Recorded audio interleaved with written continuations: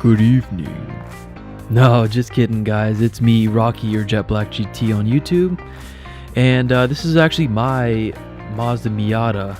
Now, it has been lightly modified with some coilover suspension, Image UK wheels on Toyo tires.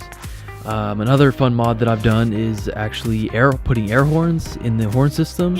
So those pesky guys who want to cut you off, yeah, they wake up when you put the horns on.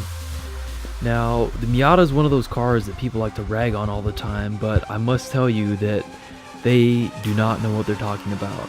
The Miata is one of those cars that is just a joy to drive, and I completely agree with the core following that it has.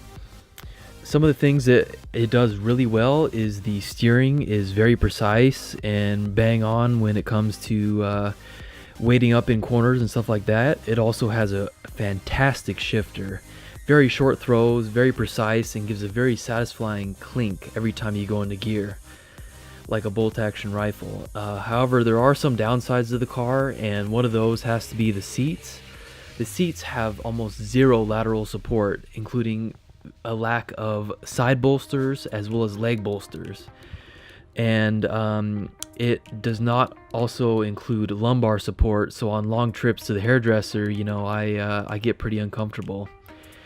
Another downside to the car obviously is the lack of power, as you'll see in a minute when we get here on track, but it sounds like a buzzing lawnmower, to be honest. You'll be flooring it, you know, first gear, second gear, third gear. You look down, you're going 8 miles an hour. You're like, what the heck? And you get pretty depressed, and I'm not gonna lie, that kind of sucks.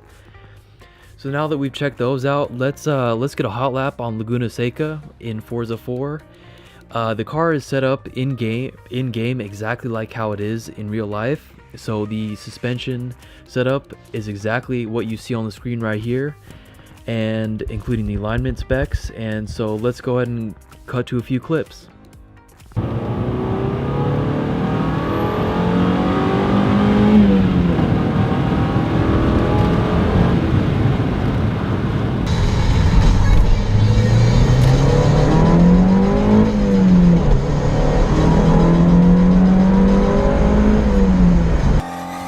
Alright guys, it's me again. I'm back. We're here on Mazda Raceland Laguna Seca, just across the start-finish line into turn 1, which is a slightly blind corner over the hill. Coming down into the braking zone of turn 2, we're shedding off speed right around 60 miles an hour. We take this turn, hit the dirt a little bit, not too bad.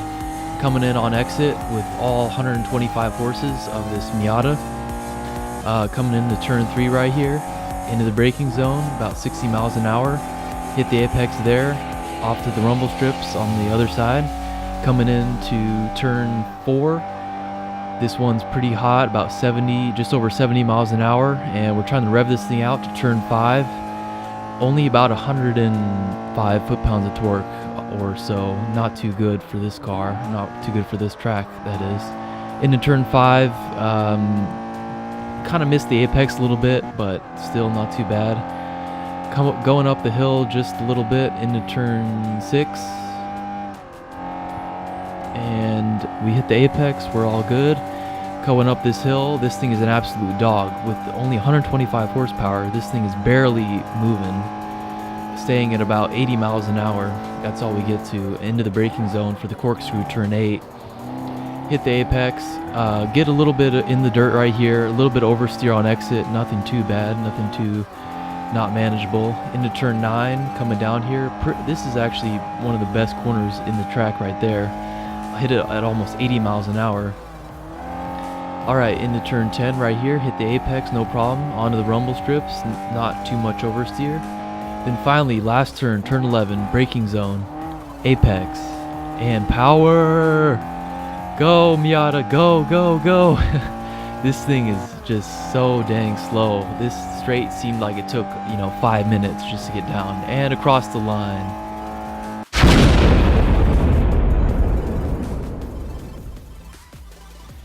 And that's it, guys.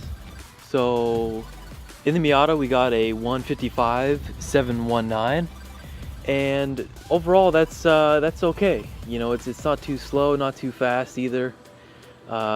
Especially for a track like Laguna Seca. It's a pretty fast track, so the Miata did struggle a little bit. We did get a pretty good lap though. So you're probably wondering what my plans are for the future with this channel. Well, again, I'd like to thank you guys all for watching this first video.